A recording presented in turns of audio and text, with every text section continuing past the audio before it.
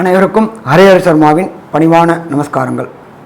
மூஷிக வாகன மோதஹஸ்த சாம்பரகர்ண விளம்பித சூத்ர வாமன ரூப மகேஸ்வரபுத்திர விக்ன விநாயக பாத நமஸ்தே.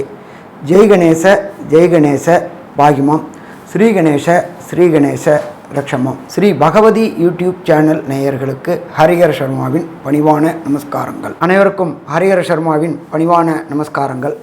நம்ம ஒவ்வொரு இதுவும் பொறுத்தளவுக்கு மாத பலன்கள், வார பலன்கள், பயிற்சி பலன்கள், அதாகப்பட்டது ராகு கேது பயிற்சி பலன்கள், குரு பயிற்சி பலன்கள் மற்றும் சனி பயிற்சி பலன்கள் போன்றவற்றை பார்த்துக்கிட்டு வரோம். நம்ம கடந்த காலகட்டங்களில் என்ன பார்த்தோம் அப்படின்னாக்க சனி வக்ர பலன்கள் பார்த்தோம். வக்ர பலன்கள் இப்போ இந்த வக்ரம் அவர் முடிய போகிற காலகட்டம் அப்படின்றத பார்த்துட்டு நம்ம பார்க்கலாமா? நிகழும் மங்களகரமான குரோதி வருஷம் ஐப்பசி மாதம் 19ஆம் தேதி, அதுக்கு சரியான ஆங்கில தேதி அப்படின்றது 4ஆம் தேதி நவம்பர் மாதம் 2024 திங்கட்கிழமை அன்னைக்கு சனி பகவான் வக்ரத்திலேருந்து பலம் இழந்ததுலேருந்து பலம் பெறாரு. அவர் பலம் பெறது எதில் பெறாரு அப்படின்னாட்டாக்க அவருடைய வீடான கும்ப வீட்டிலேயே வக்ரகதி நிவர்த்தி அடைகிறாரு. இந்த வக்ரகதி நிவர்த்தி அடைகிறது அப்படின்றத பொறுத்தளவுக்கு பலம் பெறுறது. சனி பகவான் ஆயுள்காரகனான சனி பகவான் பலம் இழந்தார். அப்போ அந்த பலம் இழந்ததை முடிச்சுட்டு பலம் பெறக்கூடிய காலகட்டங்கள் அப்படின்றத ஃபஸ்ட்டு பார்ப்போம். எப்பொழுதுமே ஆயுள்காரகனான சனி பகவான் தன்னுடைய ஆட்சி வீட்டில் பலம் பெற்றால் கண்டிப்பாக அவர் நல்லதை செய்வாரா? கண்டிப்பாக அவர் நல்லதை செய்வார். அப்போ இதை பொறுத்தளவுக்கு இந்த 4/11/2024 அன்னைக்கு கோல்சாரத்தில் என்னென்ன கிரகங்கள் எந்தெந்த இடத்துல இருக்காங்க அப்படின்றத ஃபஸ்ட்டு பார்ப்போம். அதுக்கப்புறம் ஒவ்வொரு ராசிக்கு என்னென்ன பலன்கள் தர்றாரு பார்ப்போம். இந்த 4/11/2024 திங்கட்கிழமை குரு பகவான் ரிஷபத்தில் இருக்கார்.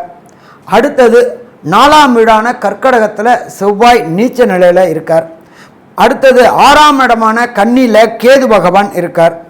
அதுக்கு அடுத்தது அந்த காலகட்டங்களில் சூரிய பகவானானவர் துலாத்தில் இருக்கிறார்.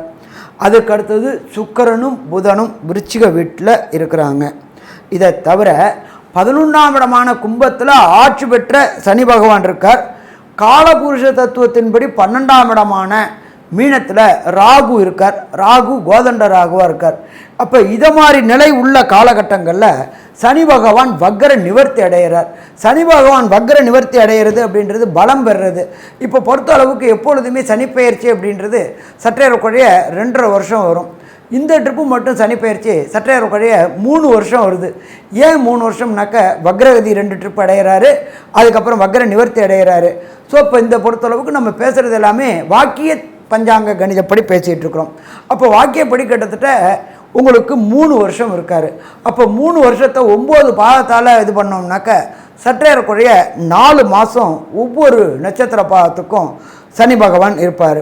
அப்போ இந்த பலன்களை பொறுத்தளவுக்கு நம்ம எல்லாருமே என்ன சொல்லுவோம் அப்படின்னாக்க அஷ்டமத்து சனி, அர்த்தாஷ்டம சனி, 7.5 சனி இதெல்லாம் வரும்பொழுது என்னென்ன பலன்களை தருவார் அப்படின்னு பார்க்கும்பொழுது நம்ம அக்யூரேட்டாக பார்க்கணும் அப்படின்னு சொன்னாக்க 9 நட்சத்திர பாதத்தினால அந்த 3 வருஷத்தை வளர்த்தோம்னாக்க ஒரு நட்சத்திர பாதத்துக்கு சற்றேறக்குறைய 121 நாள்.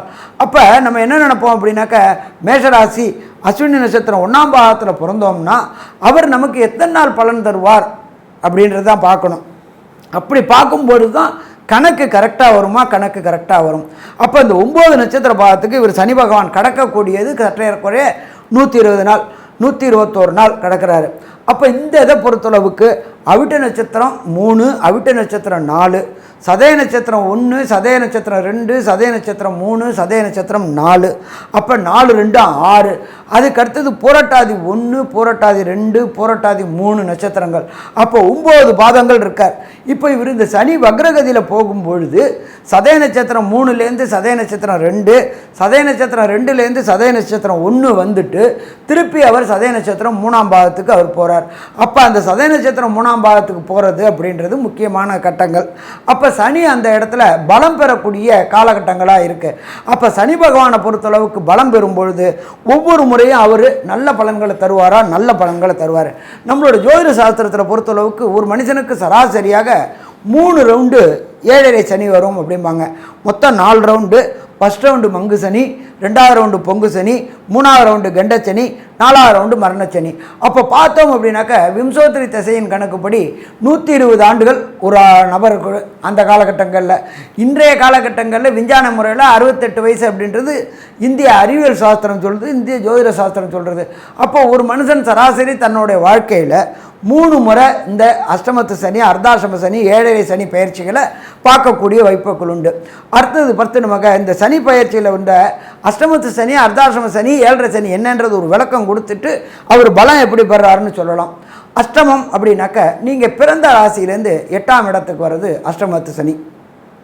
இந்த அஷ்டமத்து சனி அப்படின்றது 2.5 வருஷம். ஒரு ராசியிலேருந்து ஒரு ராசிக்கு சனி பகவான் கிடக்க சற்றேறக்குறைய 2.5 வருஷம். அப்போ இந்த 2.5 வருஷமும் அந்த 9 நட்சத்திர பாரகாரங்கள் என்னென்ன நற்பலன்களை என்னென்ன கெடுபலன்களை தருவாங்க அப்படின்றத பொறுத்தளவுக்கு அப்போ அந்த 2.5 வருஷம் 2.5 வருஷம்னா 12 12 24 24 6 30 மாதம். 30 மாதத்தை 9ஆல் டிவைட் பண்ணோம் அப்படின்னாக்க கிட்டத்தட்ட ஒரு 100 நாளைக்கு வரும் அப்ராக்ஸா. அப்போ அந்த 100 நாள் தான் உங்களுக்கு இந்த அஷ்டமத்து சனியில் கெடுபலன்கள் அதிகமாக இருக்கும், மற்ற நேரத்தில் எல்லாமே குறைவாக இருக்கும். அப்போ 30 மாதம்னாக்க உங்களுக்கு பார்த்தீங்கன்னா 900 900 நாள், 900 நாளில் டிவைட் பண்ணோம்னா 100 நாள். அப்போ ஒவ்வொரு நட்சத்திர பாதத்துக்கும் அந்த 100 நாள் பலமாக இருக்கும். நீங்கள் உதாரணமாக வச்சுங்களேன், மேஷ ராசியில் அஸ்வினி நட்சத்திரத்தில் பிறந்துட்டீங்கன்னு வச்சுங்களேன், உங்களுக்கு அந்த ஃபஸ்ட்டு 100 நாள் வருது பார்த்தீங்களா, அந்த 100 நாள் தான் உங்களுக்கு கொஞ்சம் கெடுபலன்கள் அஷ்டமத்து சனியில் கெடுபலன்களை தரும். சரி சாமி, அப்போ பாக்கியெல்லாம் பலன் தராதா, பாக்கி நாளெல்லாம் பலன் தராதா? அப்போ கொடுக்கக்கூடிய அளவின் தன்மையை குறைப்பார்.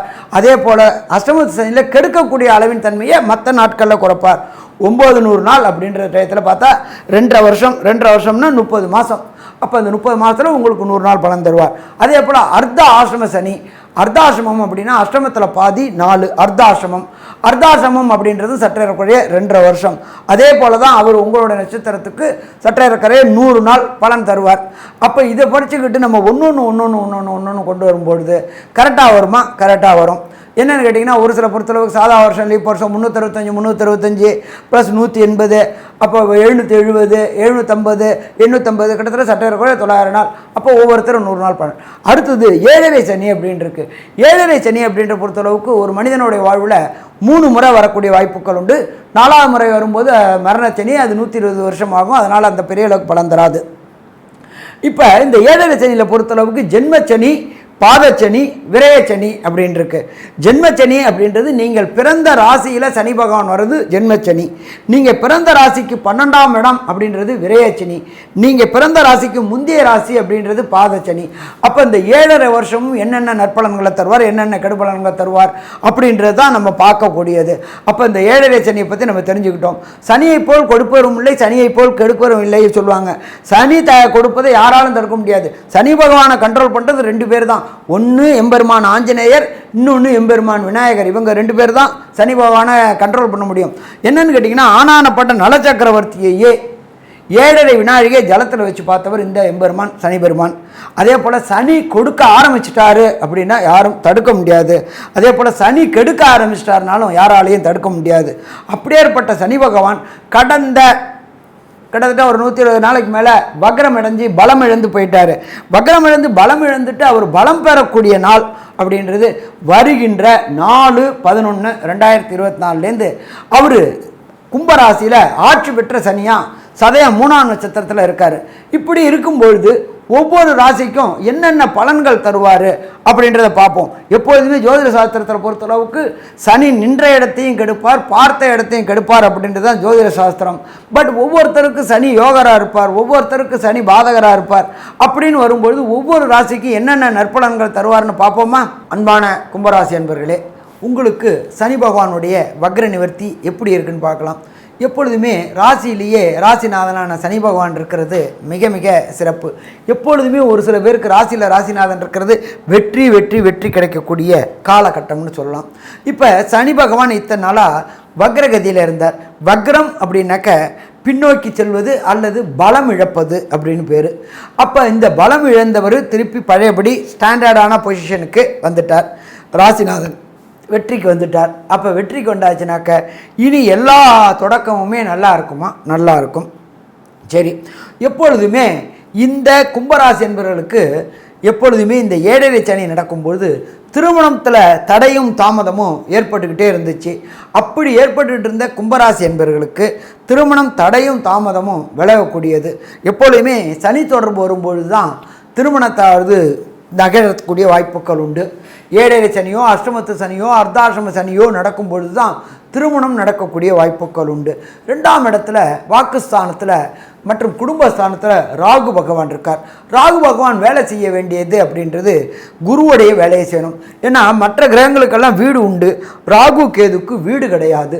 அவருக்கு எந்த இடத்துல வீடு கொடுத்துருக்குறாங்களோ அந்த இடத்தின் அதிபதியினுடைய காரகத்துவத்தை எடுத்து செய்யக்கூடியது இந்த கோதண்ட ராகுவோடது.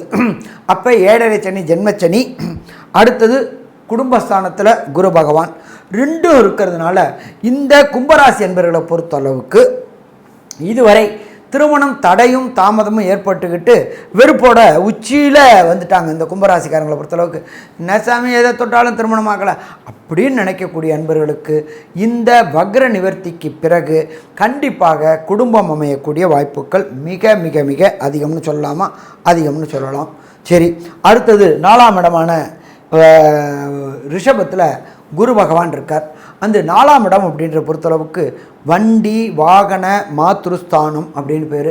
இந்த கும்பராசியை சேர்ந்த அன்பர்களுக்கு பொறுத்தளவுக்கு ரொம்ப நாளாக வண்டி வாகனம் இல்லாமல் கால்நடையாக நடந்து போயிட்டே இருந்தாங்க.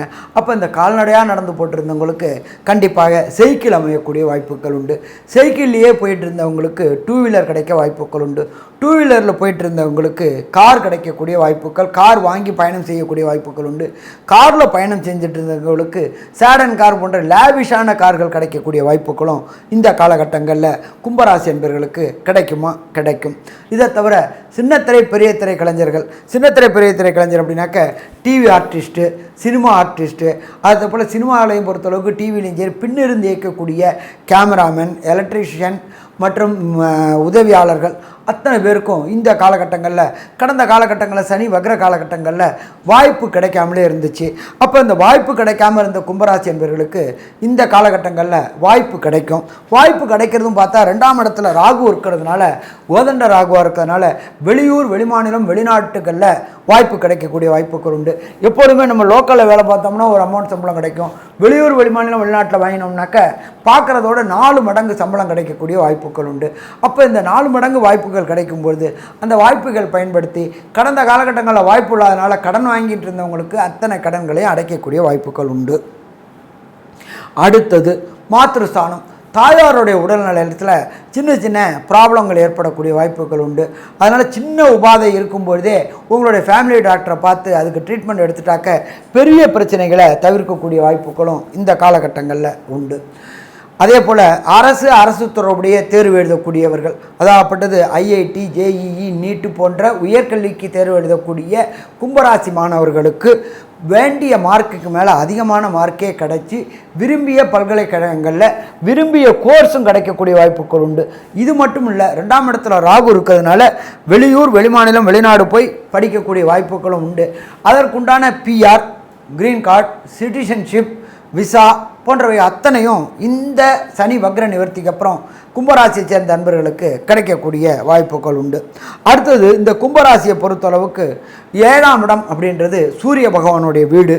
தந்தைக்கும் இவங்களுக்கும் தந்தை காரகன் அப்படின்றது சூரியன்.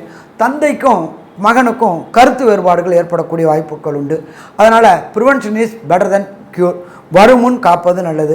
யாரோடையும் வாதம் விதாண்டாவாதம் செய்கிறது, பர்டிகுலராக தாய் தேப்பன் கூட வாதம் விதாண்டாவாதம் செய்கிறத தவிர்ப்பது நல்லது. ஏன்னா நமக்கு காரியம் முக்கியமே தவிர வீரியம் முக்கியம் கிடையாது. தாய் தேப்பனோட சண்டை போட்டு என்ன பண்ண போகிறோம்? நமக்கு தான் நஷ்டமாக போதே தவிர அவங்களுக்கு ஒன்றும் நஷ்டமாக போதில்லை. அதனால் இந்த காலகட்டங்களில் வாதம் விதாண்டாவாதத்தை தவிர்ப்பது நல்லது. ஆர்குமெண்ட் டிபேட்டை தவிர்க்கிறதும் நல்லது. அதே போல் மேலே வேலை பார்க்குறவங்களும் கீழே வேலை பார்க்குறவங்க உங்களை ஈஸியாக போட்டு வாங்கிடுவாங்க. அதனால் போட்டு வாங்குறதுனால அவங்க உங்களை கருவேப்பிலையாகவும் ஏணியாகவும் பயன்படுத்திப்பாங்க.